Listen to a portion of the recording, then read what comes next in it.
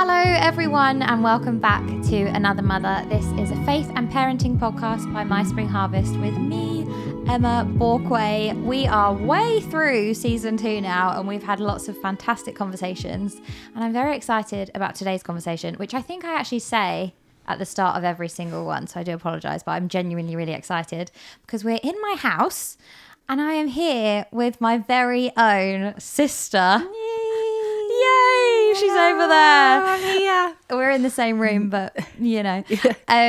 So this is my sister. She's called Alice, and we're gonna have a very lovely conversation today. I've actually been wanting to have this conversation for a long time. So Alice, you are a pediatric nurse. I am. Yeah, is that correct? Yeah, I'm a children's nurse. I think. Yeah. Okay, Alice is a children's nurse. And you and your husband also run our local church. Yes, indeed. I don't want to say you're like a vicar's wife. Well, no, I am, yeah, but yeah, it's all kinds of stereotypes pop up. There we go. Isn't it, with that kind of language? There is. I can't bake, so. You can't, is that what vicar's wives do? I feel like that's one of the things. I feel like you've got to be able to make quiche. Oh, I've never made quiche in my life. Never. Have you made a quiche? No. Yeah, see? But you're the vicar's wife. You can make a lasagna though, can't you? Yeah, I could do a lasagna. A vegetable lasagna. Yeah. Okay, firstly, actually, for anybody who is watching the podcast rather than listening to it, do you think we look alike? You can look at the camera now.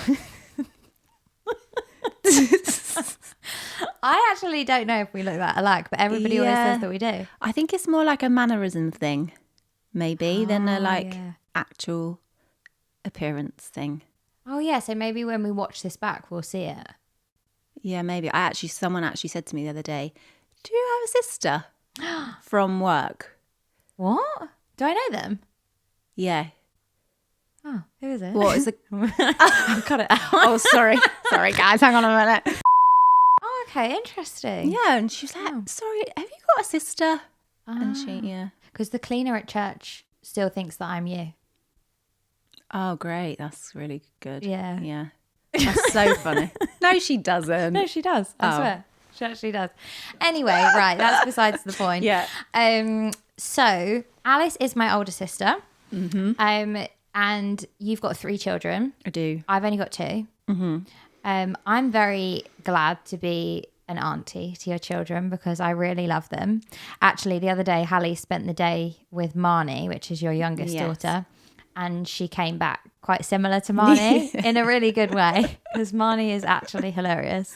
She's laugh, yeah. So that was fun to see just how they copy each other and they love playing together. It's really sweet. But I've stopped at 2 children. Mm-hmm. What's life like with 3? Just give us the lowdown. Yeah, well, obviously always outnumbered all the time. 3 is bonkers, really. It's bananas. But there is, I mean, for every moment that you're like, oh, 3 kids, there's just like a whole lot extra love, you know? And it's fun just watching the dynamics of you know, like them all together, friends, enemies at the same time. And it's fun. I mean, our house is crazy and it's like a logistical nightmare most of the time. But I wouldn't change it. Oh, that's good. I wouldn't change it either. Oh, good. Thank you. So you've got Eugene, Miles and Marnie. Mm-hmm. They are the 3. So Eugene is your oldest. Yeah. And actually he is more the topic of today's conversation. Yeah. Because Eugene is very special to all of us because he has an extra chromosome, Yeah. which means that he's got Down syndrome. And we actually haven't really spoken that much about additional needs on this podcast yet, or being a parent of a child with additional needs. But it is a conversation that I think is really important to have. So I feel like we should just go all the way back to the beginning and just hear a bit more about like Eugene's life and your life as a parent to Eugene and just expectations, reality, all of that stuff, because I think there are so many people who are in a similar situation or have got family members in a similar situation, and it's just helpful to like have honest conversations about stuff like this. So Eugene is obviously your oldest child. So when you were pregnant, how how old were you when you had Eugene? I'm trying to remember. I was like 26 just. Okay, so you were 26. You'd Oh, been no, I married. wasn't. No? Oh, How old were you? how old am I now? I don't know. This always happens. Wait, so I was I'm 25 32. or 26. I'm 32 and you're 35. No, I think I'm 36 now. Are you? Bit too. Yeah, no, 36. Yeah, 36. okay. Okay, so a few years ago, Way back when. you had Eugene. Had Eugene. But basically, the point I'm trying to make Yeah. is Eugene was your first child. He was, yeah. So Is. when you're thinking about, like, when you're about to have a child but you haven't got any children yet, you probably just have very, like, typical views of what you imagine that your family is going to look like. And I don't know how many people would consider the thought that, like, oh, maybe I could have a child with additional needs. Like, I just don't think that's something that we really think about. It doesn't cross your mind. So then when you were kind of picturing your family and whatever, and then Eugene was born and it turned out that he had Down syndrome, what was that kind of like for you in terms of the shift in mentality of like, oh, okay, actually, wait, like, do I need to approach parenting different to what I thought it was going to be? Yeah. So yeah, I think anybody having the first kid, you just like, you cannot know what you're letting yourself in for. Like there's no like disability or not. Like changes your life, right? Having your first kid is big. And obviously, like, I mean, I was fairly young, you know, like 25, 26-ish. And it really is, honestly, because there's obviously a lot of like preconceptions of, you know, like usually if you have a child with Down syndrome, you're like older, like an older mum. And so it just was honestly something that never ever crossed our minds, I guess.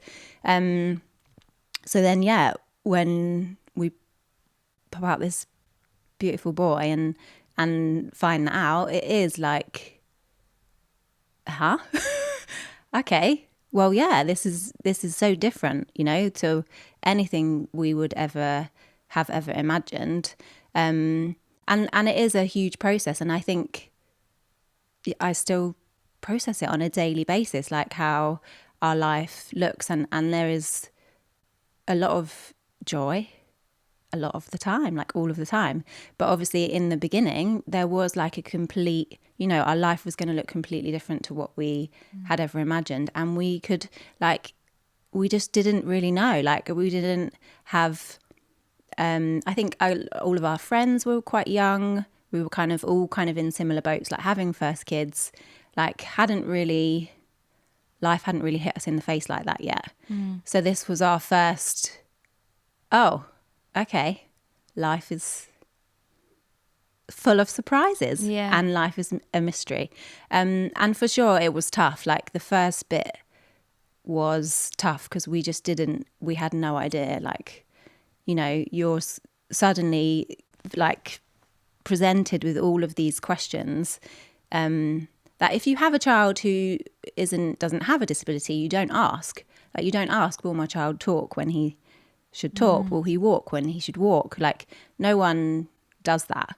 But then for some reason, the way that we like operate in society, suddenly we've got a kid in front of us who is going to do life differently, and you're like asking all these questions about like a tiny thing like in front of you. And so it was quite overwhelming and a challenge, but we've learned a very huge amount since like the early days. And I do remember as well, like when he was first born, you were in the hospital, we all came and visited. It was like, yay, like Eugene's here, this is so amazing.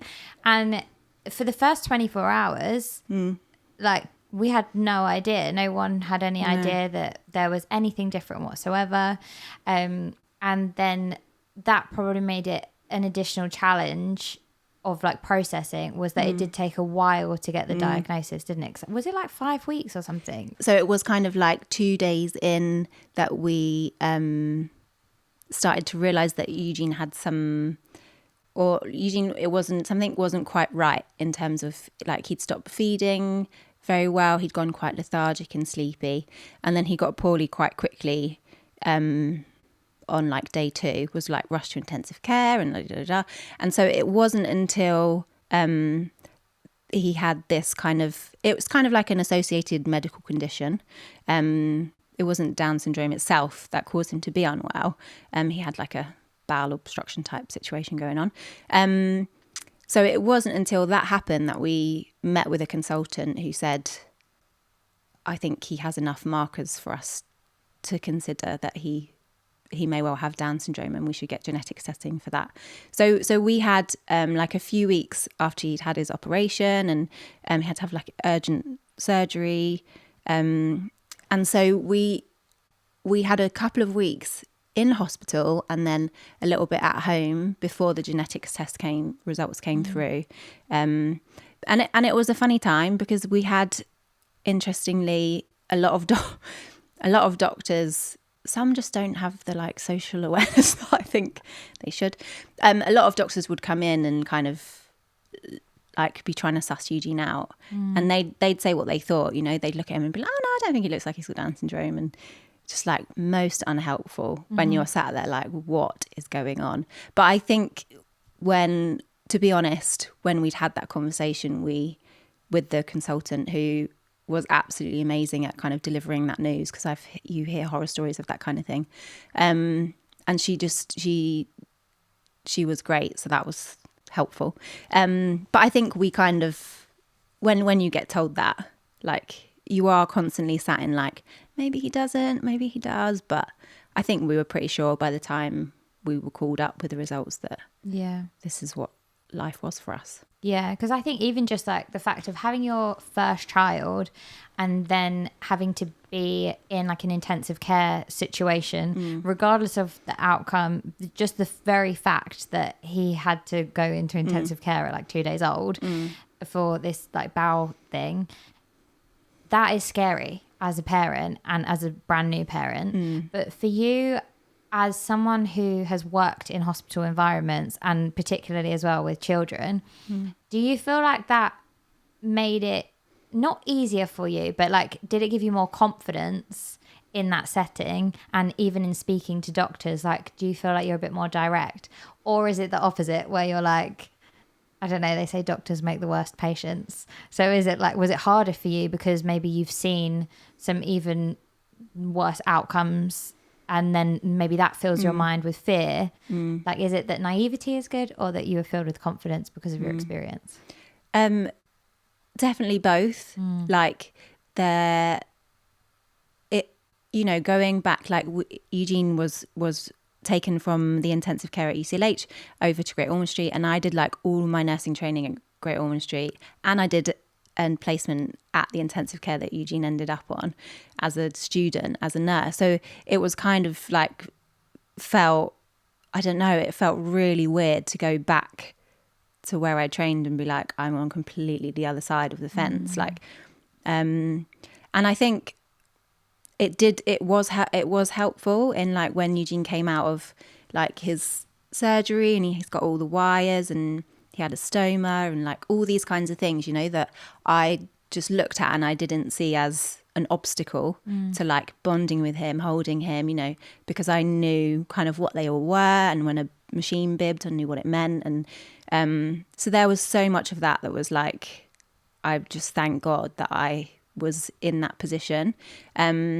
I think I am always slow now to tell medical professionals that we see with Eugene that I am a nurse, because sometimes they kind of change the way they talk to you. And I did like a couple of times find myself saying, I know I'm a nurse, but I am sat right here right now, I'm a mum, and I would like you to, you know, like, I don't know everything, you know, about the human, like, I'm not that good a nurse, unfortunately. So, you know, like I don't know everything about, you know, bowels. And so there were moments when I had to be like, and obviously like I've got Don, my husband there, he's not a nurse, you know, he doesn't know these things either. So there were things that were great about it, and there were things that kind of were tricky about it. And like you say, you do see when you're in hospital, you're seeing like the worst case. So that often is kind of what goes in my mind. But also you see people get better. And I know that, you know, the surgery that he was going to have once he'd had it, you know, he'd be on the road to recovery kind of slowly but surely.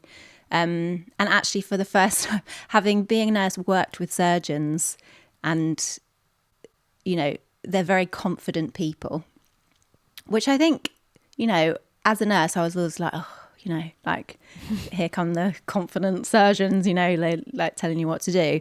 But as a parent, you want nothing more than a cocky surgeon who comes and definitely knows that they're going to save your child's life. Like, it was music to my ears to have this surgeon. I will just love him forever for coming and saying like, yeah, we've got this, no problem, you know?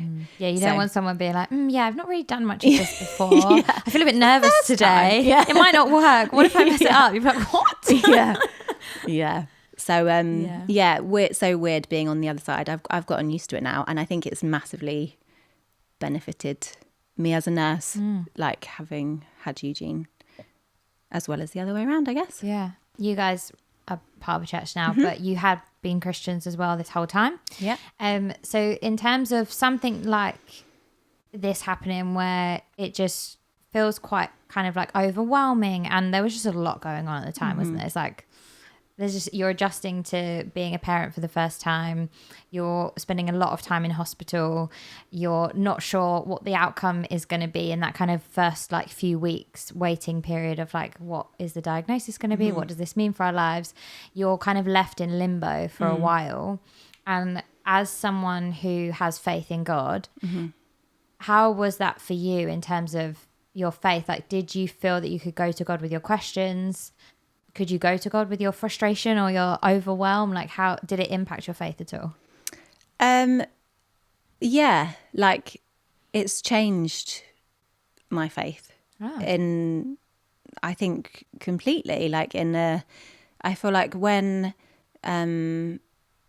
something like this happens, you do rethink like everything, you know? And I think Eugene, like, generally has opened our eyes to like many, many, many beautiful things. And like one of the things, like, I think initially when Eugene was born, it was tough because I was a bit like, like, what is this? Like, how do I be this person? Like, I never imagined myself being the mum of a disabled child, you know? I guess I had one way of relating to God pretty much for my whole life up to that point. And then Eugene came and I was like, I don't think this is the God that I relate. I don't see how this works, actually. I think it's hard because in like Christianity, there are such like broad views actually on disability, and you know, you can read one book like about parenting a kid with additional needs and you're reading it and you're like, whoa, amazing, this is so good, and then like boof, suddenly it says, you know, there won't be any Down syndrome or autism or whatever in heaven, and you're like, you know, like, what? Like, I don't think I get that. And then on another hand, you know, you've got these beautiful books written by Christians with disabilities, like called like My Body Isn't a Prayer Request. So, you know, you have like extreme, what feels like quite extreme, like things being thrown at you in a Christian context. And it just like totally confuses your, like, actually, what is being human? What is made in the image of God? And so I think, like, I totally had to reframe the way I related to God and the way God relates to me, to us, like to all of humanity. And I think it was when there was I think Eugene was like a few months old, and friends of ours got in touch and were like, "Oh, friends have just had a baby with Down syndrome." And they weren't Christians. It's like, do you want to meet them?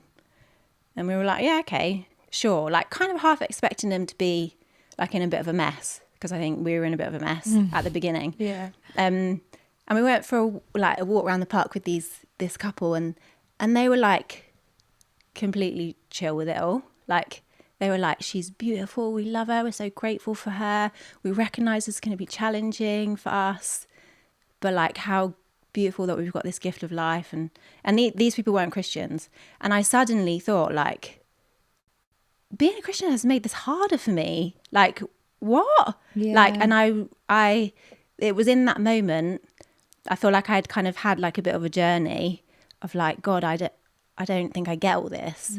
And then it was in that moment that I think I was like, right, this isn't about Christianity, this is about me and God. And actually, God, who do you say we are? Who do you say Eugene is? And kind of, yeah. So that I think that was kind of like a journey that I'm still think I am on. Yeah.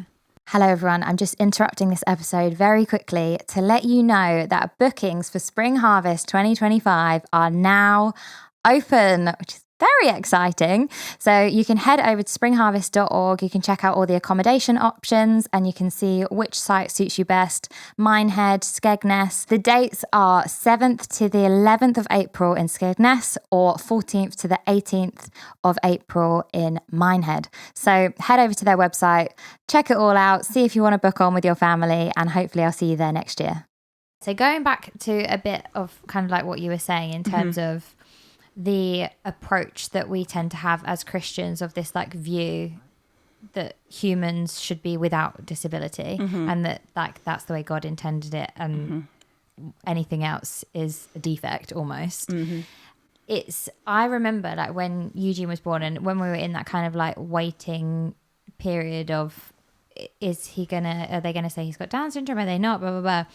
And then for the first time, like, because I didn't know anybody else with Down syndrome, and you start to think, oh, am I meant to pray for healing? Or like, what do I pray? Do I pray that he doesn't have Down syndrome? Like, that feels weird because, like, is it bad? Like, is it a problem? I don't know. And then it's like, oh, and then, yeah, people say, oh, yeah, we pray that he'd be healed. And then you're just a bit like, but it's not an illness. It's actually an extra chromosome, like it's in the makeup of who he is. Like maybe this is part of God's design and there is something in our like narrow mind of what we expect humankind to be that we just don't seem to have any room for any other way of being a human. And I don't know, was there like things that you have learnt along the way that could give a bit of insight into that like theological perspective? It boggles my mind that it happens, and obviously I am no theologian, and people have their reasons for doing their things, but I think what has always come out of this kind of question for me personally is actually like, I think it's probably me who needs the healing. Like, when you think about like the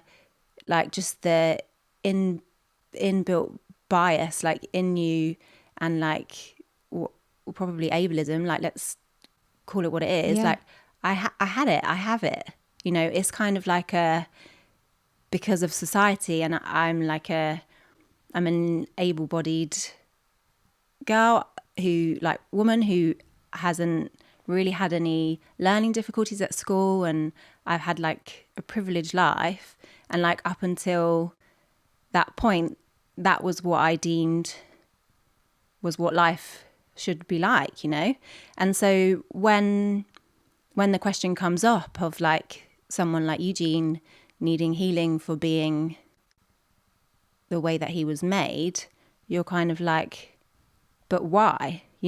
Like what part of Eugene would you like to be healed? Because is that to make you feel a little bit more comfortable when you come into my house and meet him? Like let's actually think about what it is about him that you feel needs to be healed. And so that has been like a challenge for me to be like, I mean, on a nearly a daily basis, I'm like, come on, Alice, like, this is just like, society is like drum this into you that your worth is based on what you achieve, like how much money you make, like how many friends you've got, you know, like what are we saying is worthy? Like you kind of just really, it's gutting really, to be honest. And it also comes back to the question of like being made in God's image. Like you say, you know, he's got an extra chromosome. He was made that way in my womb. Like there's no, you like can't just take that out. Like how does that look? And to think like what I was talking about in kind of like my faith journey, I guess, as well, is kind of coming to know a God who just loves you because he loves you, you know, not because I've done a right thing or I've prayed every morning or, you know, just loves you because he loves you. And can you imagine like a new heavens and God being like, oh, Eugene, if we'll just take away the things that society says about you aren't working for us?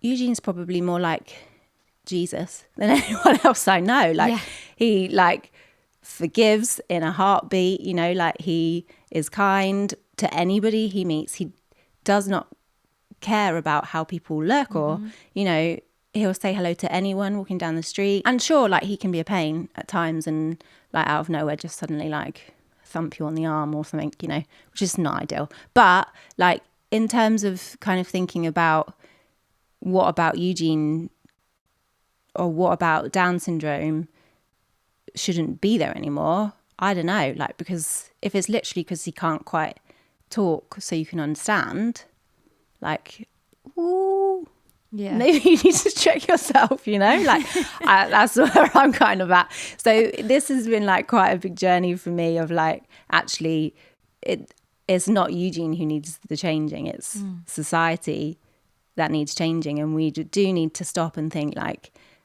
what do we want for one another? What do we say makes you like worthy? How do we, you know, delight in people? You see people's goodness, not see people's flaws. And I think when you start thinking people need healing of these kinds of things, you're just straight away going to what's you think is wrong with them. Yeah. Sucks.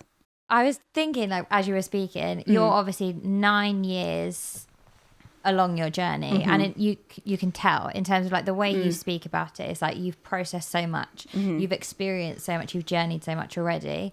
Were there any like specific resources or just things that you learnt on or that you learnt about that have helped you in the past 9 years to get to this place of kind of, I know you said it's always a journey, it's always a process, but to get to this point of really kind of understanding it more and being really at peace with it. I'm thinking more for anybody who might have a diagnosis right now for one of their children or a family member, and they're like, oh, but I don't know what this means and I don't know, and it's scary.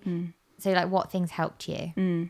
I think early on, especially I got kind of jumped straight into like a Down syndrome specific like charity from when Eugene was quite small. So I kind of just surrounded myself with people who were like us, you know, like I might not necessarily be friends with all these people, you know, but here we are all journeying like quite a similar road. And also just kind of, being like, there were quite a lot of people who would say, oh, I know my auntie's cousin's nephew's sister has Down syndrome. And I'd be like, oh, cool, great. And, you know, you kind of learn to kind of, I don't know, to see that people's hearts are good. Because sometimes it can get frustrating when you're just like, okay, yeah, fine, yeah. You know, a lot of people just don't know what to say, which is, you know. Well, they're just trying to connect in some way. Yeah. And so you have to just like see the good in people, and you kind of learn, I think, yourself to navigate to find out what's good for you and what's not. Like I did go through a period of time of just feeling really like I found it hard to go to like a baby group or like, you know, and so you just got to be patient with yourself and be like, do I push myself to just go and do this week? And you kind of almost walk into spaces and you're like, you feel like you should just have a label on. So it doesn't, like, you're constantly second guessing people. Like, are they going to look at Eugene and be like, he looks weird? Like, what's going on there? You know, he was the cutest baby ever. Don't care. Cute. But, you know, there were like all these questions. And I think it's taken me a long time, and I still struggle with kind of just walking into spaces with my kid and just owning them. Like being like, we're here. I do not need to let you all know. You know, this is what I've come in with. This is what's going on. You know, like you have to be kind to yourself, I think. Instagram, with all its flaws, has been like quite helpful for me. I've just found so many like positive accounts, I guess, of people who have Down syndrome and their journeys. And, you know, it kind of just really helps to see that you're not on your own, like feeling not alone. I don't know if that really answered the question. No, that's brilliant. That really does answer the question. And because I think there are many different perceptions of what life would be like with Down syndrome, but also as well, the nature of Down syndrome is similar to humanity in general in that we all have a different experience. It's not like you're gonna then follow one path for the rest of your life just because you've got Down syndrome. There are varying degrees of difficulties that it might cause for health, or maybe not really many health difficulties at all. Like there's so many varying degrees. So I guess for you guys, what have been some of like the most wonderful things about Eugene having Down syndrome in your life, and maybe what have been some of the challenges as well? So I guess like the beauty in Eugene is just kind of, he really like woke us up to the world, and I guess to faith, and like my relationship with God and the way I view other people. I think that for sure I'm a different person, and I wouldn't have known it before, but to kind of just always be open to be like, someone you meet might be going through a rough time, or I just feel much more aware of what's going on around me all the time since having Eugene. Sometimes it can be a pain, but a lot of the time I'm like, I just want people to feel loved and feel like valued, and I probably thought I was like that before, but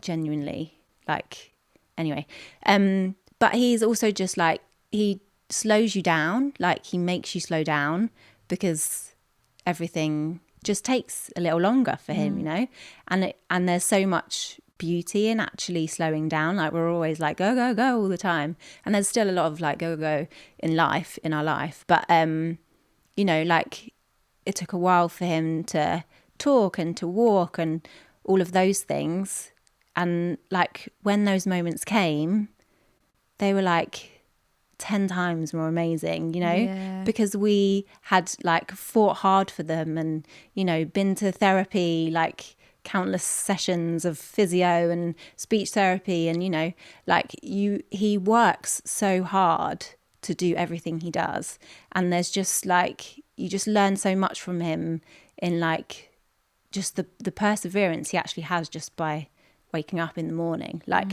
to think about how difficult most moments of his life must be compared to mine or compared to our other kids.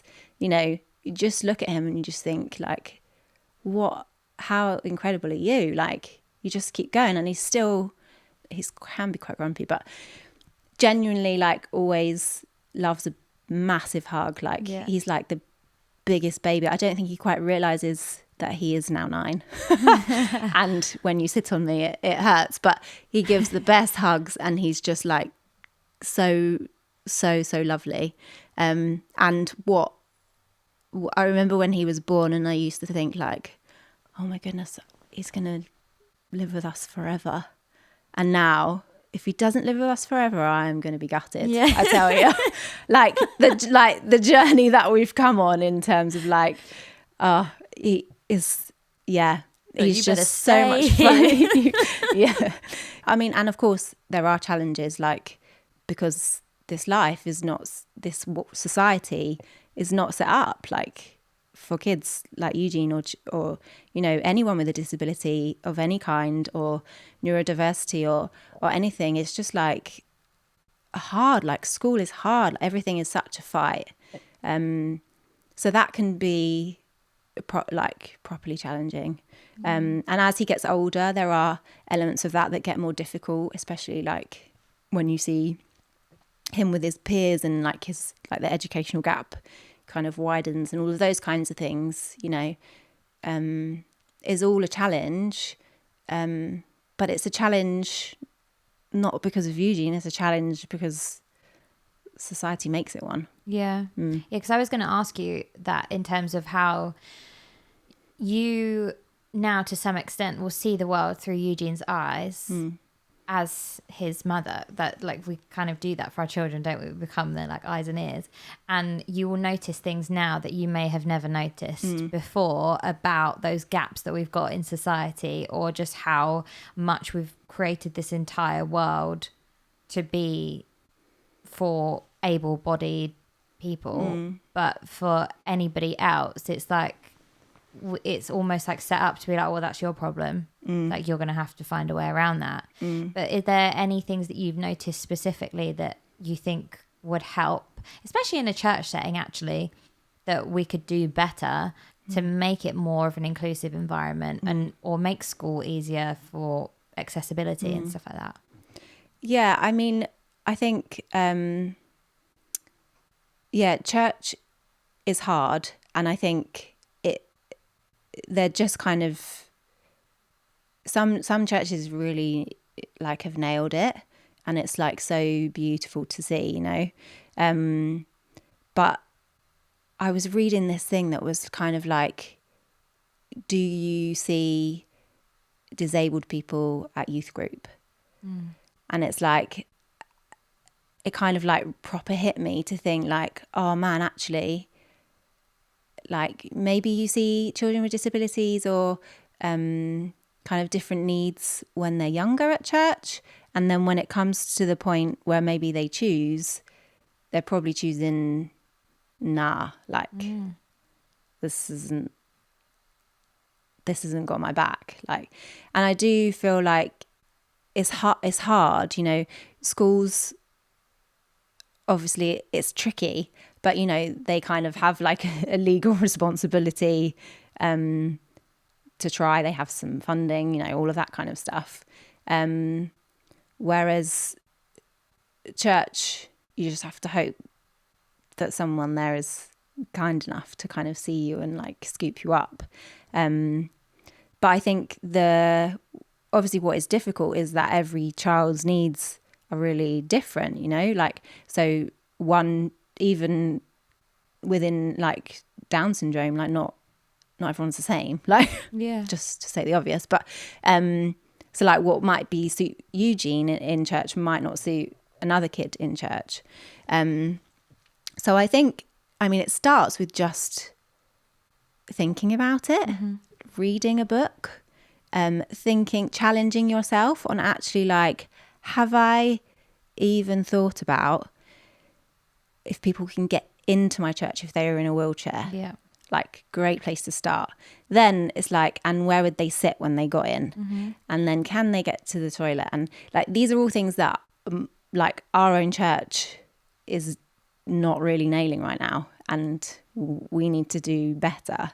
Like, the frustrating thing is I don't have an answer, because I don't know if there is one, like in terms of like a specific, oh, if you just do this, set up that. It doesn't like work like that, but it starts with like a mindset and exploring how you personally value a person. And Don, my husband, was showing me this thing the other day that was talking about this guy who was talking about moving from being for someone to being with someone. So you can be like for a person. So you can be like, yay, like, so good you're here, la di da di da. Like, how can I help you? Yeah. You know? And then you need to move into actually being with people, because that's what Jesus did, you know? He was with. And it's hard to do, actually. And be willing for it to cost you something. Because Yes. I think we always want to find the solutions that are like lowest capacity, least sacrifice. But actually we have to even respect the fact, like what you were saying, that every day when Eugene wakes up, he's putting in 10 times more effort than you or I. And it's like, even as a point of value and respect to other people, it's thinking what 10 times effort could I put in? And it's not just going to be something that's a simple answer. It's probably going to be things that cost us something of our time, our energy, our money, whatever it might be. But we have to be willing to do that, to place value on people, on all people, not just people that look exactly the same as us. Yeah. But if you have kids of your own, it's about like, if someone turns up at your church and they're a bit different, you know, you go home and you talk about that with your kid, and you make them aware of like that people are different, and this is the way that God has made us, and we're going to embrace this, and we're going to show each other that we love one another. And how do you do that? Like you like hang out together, and you know, you enjoy each other's company. And yeah, so I think it is really helpful. Like I always find it helpful when, you know, there are certain families for sure that we'd be closer with, because the parents are having like a continuous dialogue with their kids about Eugene and what's difficult for him and the things he loves, and maybe why you can't always understand what he's saying, but this is what you could do to make sure you know, if you need some help, and like it's all that kind of stuff, you know. It means a lot. Yeah, it's massive. Yeah, that's so good. For anybody who's watching this that is on a similar journey to you, what would you want to say to encourage them in their parenting now that you're 9 years on?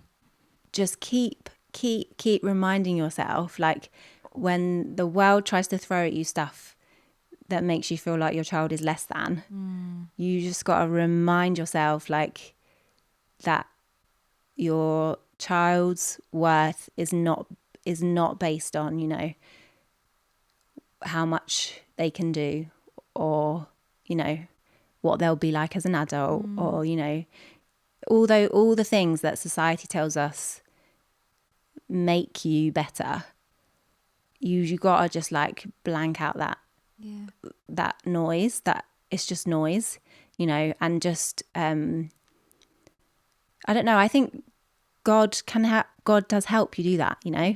So like pray, and even if you don't know what you're praying, just be like, help, you know. Like find someone you can be honest with, like who can actually sit and say the things you feel like, I think this in my head, and I think if I say it out loud, it's gonna sound really awful.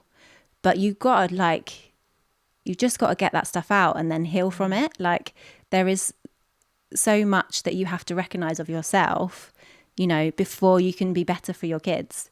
And it's almost like, you know, you want to be yourself, like ready to take a child into a world, and you gotta do your best to kind of like, you like little chicks, isn't it, like ferrying them along all the time. But like you kind of got to be in the right place. So it's also about like having like the love and care for yourself, and just being honest and recognizing when you're like, actually I'm not very good at this, and being like, how do I do this better? Like I try and read books. I always get halfway through and then never finish any. But I do find like other people, like use other people's wisdom, like, because it's massive. Sometimes all I need is a line. Yeah. Like just one helpful line in a book, and I'm like, that carried me for a month. Yeah, I just keep coming back to that one. And then when I'm like down again, I'm like, I'll find let me read another book. And then you get another line, and then you go again. It's hard. Like, there are times when you just got to put your boxing gloves on and like go for it, you know. And then there are times that you can just sit there and be like, this is such a beautiful journey that we're on. Yeah. And, you know, you have to be able to hold the two together and be like, God has like given you this opportunity in life to have your eyes opened to like, actually, what does it mean like to be fully whole? And I think you find that more in the struggles, and when you're in a situation where you are caring for someone who is different, who is disabled, who's neurodiverse, who's like any of those things, you know, it's hard and you must be tired, but like your eyes can just be open to something way more beautiful than you could imagine. Well, I feel like the majority of that is advice for all of us, because that is just true, yeah. so good. Like, you're so right. But no, thank you so much, Alice, just for giving time to share your journey, and even giving us a glimpse into Eugene's journey as well. I just hope that, whoever needs to hear this hears it. If you know somebody that would benefit from this conversation, I'd love for you to share it with them. Not you, Alice. I'm saying it to you listening.